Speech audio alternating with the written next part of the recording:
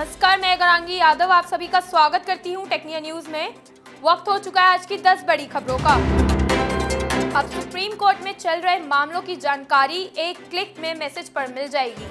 Court में सुनवाई के लिए सूचीबद्ध मामलों समेत कई अन्य जरूरी जानकारियां व्हाट्सएप पर उपलब्ध कराई जाएंगी। गुरुवार को सीजीआई डीवाई चंद्रचूड़ ने इसकी घोषणा करते हुए सुप्रीम कोर्ट का व्हाट्सएप नंबर जारी किया है।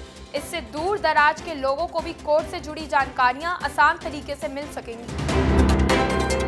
निर्वाचन आयोग ने लोकसभा चुनाव के 5वें चरण की अधिसूचना जारी कर दी है। इस चरण के लिए 3 मई तक नामांकन भरे जाएंगे।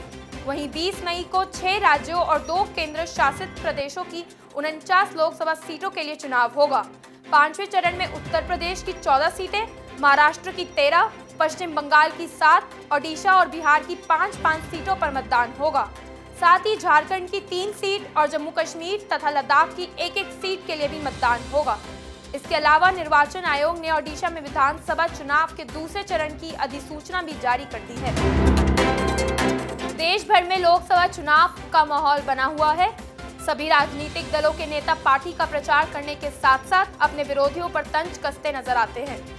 इस बीच निर्वाचन आयोग ने प्रधानमंत्री नरेंद्र मोदी और कांग्रेस नेता राहुल गांधी को आचार संहिता उल्लंघन का नोटिस भेज दिया है।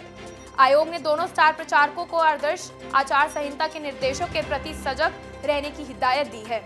साथ ही दोनों नेताओं से 29 अप्रैल तक नोटिस का जवाब भी मांगा है। कांग्रेस ने गुरुवार को हरियाणा की 8 लोकसभा सीट के लिए अपने उम्मीदवारों की नई लिस्ट जारी की है। इस लिस्ट में पूर्व केंद्रीय मंत्री कुमारी सैलजा और राज्यसभा सदस्य दीपेंद्र हुड्डा का नाम भी शामिल है। पार्टी ने कुमारी सैलजा को सिरसा और दीपेंद्र हुड्डा को रोहतक से प्रत्याशी बनाया है। वहीं पार्टी ने हरियाणा प्रदेश युवा कांग्रेस के अध्यक्ष दिव्यांशु बुद्धिराजा को करनाल लोकसभा सीट से उम्मीदवार घोषित किया है। करनाल सीट पर दिव्यांशु बुद्धिराजा का मुकाबला हरियाणा के पूर्व मुख्यमंत्री मनोहर लाल खट्टर से होगा। मेटा के स्वामित्व वाले मैसेजिंग ऐप व्हाट्सएप और भारत सरकार के बीच लंबे समय से चल रही लड़ाई अब आखिरी चरण में पहुंच गई है। व्हाट्सएप इस बार आर पार के मूड में नजर आ रहा है। सरकार की ओर से बार बार कहा जा रहा है कि व्हाट्सएप को मैसेज के सोर्स के बारे में बताना होगा, यानी कोई मैसेज पहली बार कब और कहां से भेजा गया था, इसकी जानकारी देनी होगी। इस मसले पर व्हाट्सएप का कहना है कि इसके लिए एन्क्रिप्शन तोड़ना होगा और ये उसकी प्राइवेसी पॉलिसी के खिलाफ है। व्हाट्सएप ने दिल्ली हाई कोर्ट में कहा है कि अगर भारत सरकार ने एन्क्रिप्शन तोड़ने के लिए मजबूर किया तो हमें देश छोड़ना होगा। भारतीय स्टेट बैंक लिमिटेड SBI के शेयरों ने गुरुवार को नया कीर्तिमान रच डाला। PSU बैंक के शेयर ने पहली बार 800 के लेवल को पार करते हुए ऑल टाइम हाई लगाया। स्टेट बैंक के शेयरों में तेजी ऐसे समय में देखी गई जब एक्सिस और इंडसइंड बैंक ने अपने नतीजे जारी किए। इन नतीजों में दोनों ही बैंकों ने अच्छा लाभ अर्जित किया। इसका असर पूरे बैंकिंग सेक्टर पर दिखाई पड़ा। SBI के शेयरों ने पिछले 6 महीनों में करीब 49% की तेजी दिखाई है। गुरुवार को ICICI बैंक के मोबाइल ऐप आई मोबाइल के फीचर में अचानक से गड़बड़ी हो गई। यूजर्स को ऐप पर क्रेडिट कार्ड नंबर डालने पर दूसरे यूजर्स की डिटेल दिखनी शुरू हो गई। शिकायत मिलने पर ICICI ने सभी डिफॉल्ट क्रेडिट कार्ड को ब्लॉक कर दिया। बैंक ने यूजर्स को जानकारी देते हुए कहा है कि पिछले दिनों 17,000 नए क्रेडिट कार्ड बैंक के डिजिटल चैनल पर गलत यूजर्स के साथ कनेक्ट हो गए थे, जिन्हें अब ब्लॉक करके नए कार्ड जारी किए जा रहे हैं। साथ ही बैंक ने किसी भी यूजर का आर्थिक भुगतान का नुकसान होने पर उचित भरपाई करने का भरोसा जताया है। अब CA यानी चार्टर्ड अकाउंट्स की परीक्षा साल में 3 बार आयोजित कराई जाएगी। चार्टर्ड अकाउंट्स के बोर्ड ने इसकी घोषणा के साथ साथ परीक्षा की नई गाइडलाइंस भी जारी कर दी है।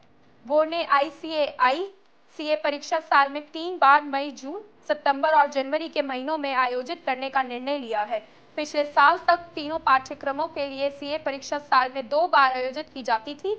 हालांकि केवल CA फाइनल पाठ्यक्रम परीक्षा मौजूदा नीति के तहत साल में 2 बार मई और नवंबर में ही आयोजित की जाएगी। भारतीय पैरा निशानेबाज मोना अग्रवाल ने गुरुवार को महिलाओं की 10 मीटर एयर राइफल प्रतियोगिता में इतिहास रचा है। कोरिया के चंगवोन में चल रही पैरा निशानेबाजी में 25 अप्रैल को मोना अग्रवाल ने फाइनल में 10 मीटर एयर राइफल स्पर्धा में 250.8 अंक हासिल किए और स्वर्ण पदक अपने नाम कर लिया। इसके अलावा सेना के आमिर अहमद भट्ट ने 25 मीटर पिस्टल स्पर्धा में रजत पदक हासिल किया। इस साल कांस फिल्म फेस्टिवल में 1976 में रिलीज हुई स्मिता पाटिल की फिल्म मंथन का विश्व प्रीमियर होगा।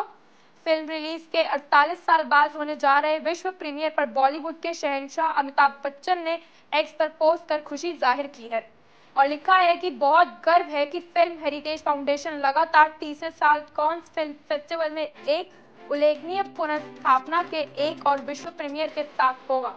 श्याम बेनेगल की फिल्म मंथन, जिसमें स्मिता पाटिल सहित असाधारण कलाकारों का सामूहिक प्रदर्शन था, कांस फिल्म फेस्टिवल के जरिए फिल्म हेरिटेज फाउंडेशन भारत की सर्वश्रेष्ठ फिल्म विरासत को संरक्षित करने, पुनर्स्थापित करने और दुनिया के सामने प्रदर्शित करने का काम करता है।